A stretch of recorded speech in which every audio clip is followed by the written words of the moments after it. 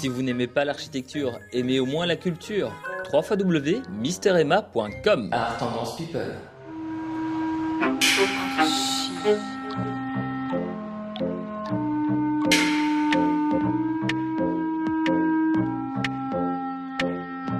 Bonjour et bienvenue dans Arch Urbain, l'émission qui vous parle d'architecture et d'urbanisme à Bruxelles.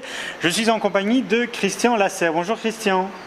Bonjour Emma. Tu vas bien ? Très bien.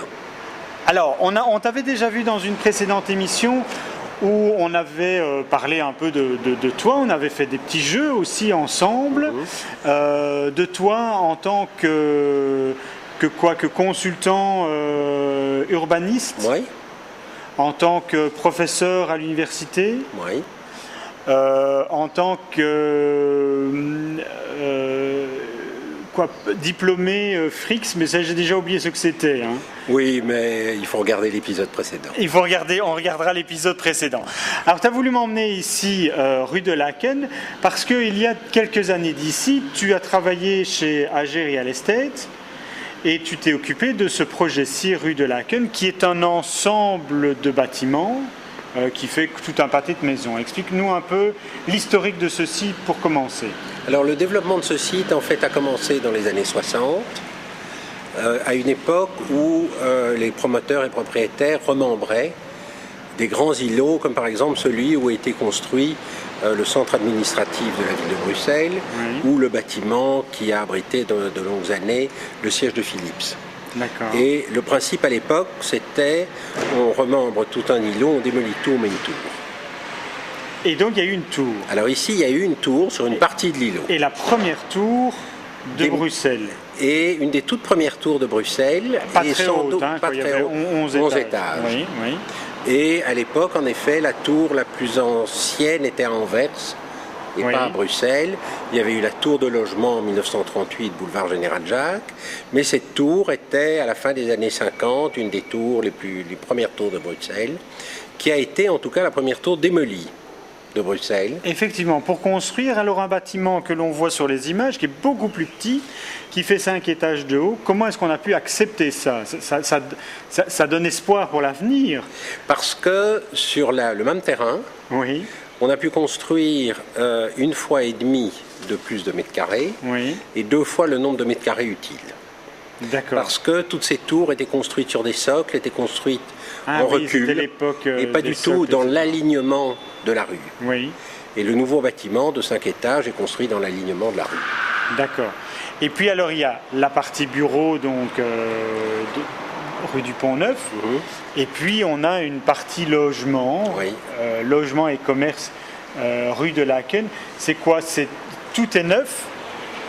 Alors il y a une partie neuve, et c'est ça justement qui distingue le projet, c'est que tout l'îlot n'a pas été remembré, on n'a pas fait passer un bulldozer, et on a gardé d'abord tout un front de rue sur la rue du Cirque, où se situait le cirque d'hiver de Bruxelles, et 2 maisons sur la rue de Laken, une maison sur la rue du Pont-Neuf, et donc les éléments nouveaux tournent autour des éléments anciens. Ça a été construit il y a une vingtaine d'années ? Oui, c'est ça. Quand on voit l'ensemble, on a l'impression de voir une uniformité. C'est quoi ? C'est une volonté ? C'est un seul architecte qui a travaillé ici pour faire différents bâtiments ? On voit une unité, mais tous les bâtiments sont différents. Il y a eu 7 architectes, plus un architecte pour l'immeuble de bureau, ça fait 8 architectes sur l'ensemble. Et chaque architecte a eu sa vision intérieure, extérieure, un peu personnelle, mais avec quand même un architecte coordinateur. Ah, il y avait quand même ça. Et un jury d'architecture, parce que c'était le résultat d'un concours réservé à des jeunes architectes de moins de 40 ans à l'époque, et un jury qui a composé un ensemble. Et donc, est-ce qu'on pourrait dire que ça fait du pastiche de l'ancien ? Ou est-ce que tu trouves que c'est de l'architecture contemporaine ? On pourrait le penser, on pourrait même le dire. Oui. On peut dire que c'est une forme d'architecture contemporaine, mais pas la plus moderniste. Oui. Et donc, il est tout à fait exact que c'est une architecture contemporaine, mais avec un langage classique. D'accord. Alors, avec aussi des colonnes, des frises au mur, etc., qui rentrent qui témoignent également d'une époque ou d'une certaine architecture. Oui, mais ça n'est pas par exemple du postmoderne. Oui. C'est en partie, c'est tout à fait vrai, de la reconstitution, ce qui permet d'ailleurs d'avoir beaucoup de mal de distinguer ce qui est ancien, ce qui était ancien et non classé, qui était conservé pas parce que c'était classé, de la partie reconstruite. Christian, je vais te laisser quelques instants parce que je vais faire un petit tour et je vais aller voir notre deuxième invité de cette émission qui n'est autre que Rina. Rina, tu fais partie de la société qui est la nouvelle propriétaire de ce bâtiment-ci. En effet. Et donc la société, c'est une SICAFI qui s'appelle Edifica. Et ça veut dire quoi, SICAFI ? Donc c'est une société d'investissement, dans notre cas qui investit surtout dans tout ce qui est résidentiel. Oui. Donc entre autres ce complexe, mais notre core business c'est en effet les investissements en seigneurie. D'accord. En Belgique. D'accord. Ici, on est dans des logements haut de gamme, dans des logements sociaux. Comment s'est fait la répartition entre les différents bâtiments que Christian vient d'expliquer ? Donc en fait, ce complexe est dans la gamme moyenne pour nous. Donc on a des studios jusque des appartements 3 chambres. D'accord.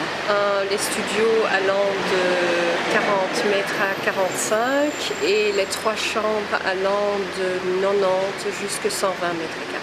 Alors, on est en plein centre-ville, je suppose que ça se loue bien. Ça se loue très très bien. C'est très agréable évidemment. On a des patios, des petites cours intérieures, parking, cave, tout le confort est là. Alors avant que tu n'arrives, avant que Edifica arrive ici en tant que propriétaire, figure-toi, et Christian ne le sait pas, que j'ai loué l'ensemble des commerces du pâté de maison pendant un mois pour faire un événement culturel qui s'appelait Tribu Urbaine, et j'avais mis des artistes dans chacun des commerces. Je n'avais bien évidemment pas loué ça puisque c'était une œuvre culturelle, donc c'était les AG Real Estate qui avaient prêté les lieux à l'époque. Je sais qu'ils avaient beaucoup de mal à louer les rez-de-chaussée commerciaux, et il y avait à l'époque une discussion avec la ville de Bruxelles pour y mettre des galeries d'art. Et c'est de là, en fait, c'est depuis que j'ai fait cette intervention-ci avec l'Alice Galerie qu'il y a des galeries d'art qui sont ici. Est-ce que toi, maintenant, en tant que nouvelle propriétaire, tu es content de cette affectation des commerces ? Comment est-ce que vous gérez ces commerces ? En fait, quand on a fait l'acquisition de ce complexe il y a 5 ans et demi, il y avait une partie des raies qui était vide. Donc on a quand même essayé de continuer sur la même base. Oui. On a mis surtout des activités culturelles dedans, mais on a quand même aussi pensé à nos locataires du complexe et on a mis dans les extrémités un cabinet médical d'un côté et un cabinet de kiné de l'autre côté. Ça fait moins de bruit qu'un café, c'est ça ? Tout à fait. Ok, parfait. Est-ce que ceci est quand même emblématique au niveau de l'architecture, des choses que tu apprécies ou que ta société apprécie ? Est-ce que les architectes, j'ai entendu dire qu'il y avait un des architectes qui était l'architecte de quoi, du prince de Galles, du prince Charles. Oui. Et le prince Charles est même venu ici. C'est quoi cette histoire ? Qu'est-ce qu'il vient faire ici ? Mais ça, c'était d'avant mon époque. Je pense que Monsieur Lasserre l'a rencontré à l'époque. Oui. Pour nous, ce complexe est intéressant par sa localisation, ça c'est clair, et surtout par sa finition. Elle a une finition exceptionnelle. Les matériaux qui ont été utilisés, ça devient tout à fait rare. Les volumes sont exceptionnels. On a des hauteurs sous plafond qui sont presque égales aux maisons de maître. Donc ça donne un confort de vie très agréable pour un locataire. En fait, je pense que ce produit est très rare sur le marché locatif. C'est plutôt un produit fini pour un investisseur privé. Bon, alors je vais te quitter, je vais aller retrouver Christian pour terminer l'émission. Christian, voilà, bon, on sait maintenant que tu fréquentes le prince Charles assidûment, mais je voudrais non pas te poser cette question-là pour terminer l'émission, mais il y a 20 ans d'ici, on a créé ceci. C'était avant les contrats de quartier. Oui. C'est un goût d'avant-première de contrat de quartier, ceci, ou qu'est-ce que tu en penses? En fait, à cette époque, les opérations de logement qui se réalisaient en concertation entre les pouvoirs publics et privés étaient beaucoup ce qu'on appelait, ça a disparu, des compensations de logement. D'accord. Alors ça a l'air un peu bizarre maintenant parce que le logement, il avait une valeur, quand même à des valeurs très élevées à Bruxelles. Oui, oui. Mais à cette époque, la plupart des opérateurs immobiliers ne faisaient que des bureaux. Oui. Il y a environ 20 ans d'ici. Une bonne vingtaine d'années. Oui, oui. Et le logement était obligatoire. Et ceci a fait l'objet de longues discussions très constructives avec la ville de Bruxelles pour faire des logements qui étaient obligatoires, mais qui n'étaient pas forcément négligés, si je puis dire. Et donc, on a vraiment essayé de faire quelque chose de bien. D'accord. Et chaque logement, d'où les 7 architectes, d'où un jury d'architecture, etc., d'où l'aide de la Fondation pour l'architecture, chaque logement a été pensé un par un. Et Rina m'a parlé tout à l'heure d'un locataire qui était là depuis 18 ans, c'est que les gens s'y sentent bien. C'est ça. Alors, puisque on a fait les prémices du contrat de quartier, moi je propose qu'on s'arrête ici pour cette émission, qu'on se retrouve dans une autre émission où on sera véritablement dans des contrats de quartier, où tu me parleras de ton travail, parce que tu as fait ça aussi, des contrats de quartier. D'ici là, merci Christian, merci Rina. On se retrouve dans une prochaine émission et vous pouvez voir et revoir cette émission sur www.archiurbain.be. Merci Christian. Merci.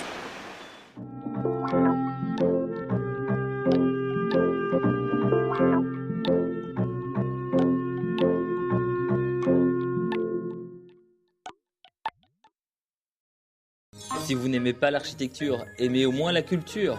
www.misteremma.com. Art Tendance People.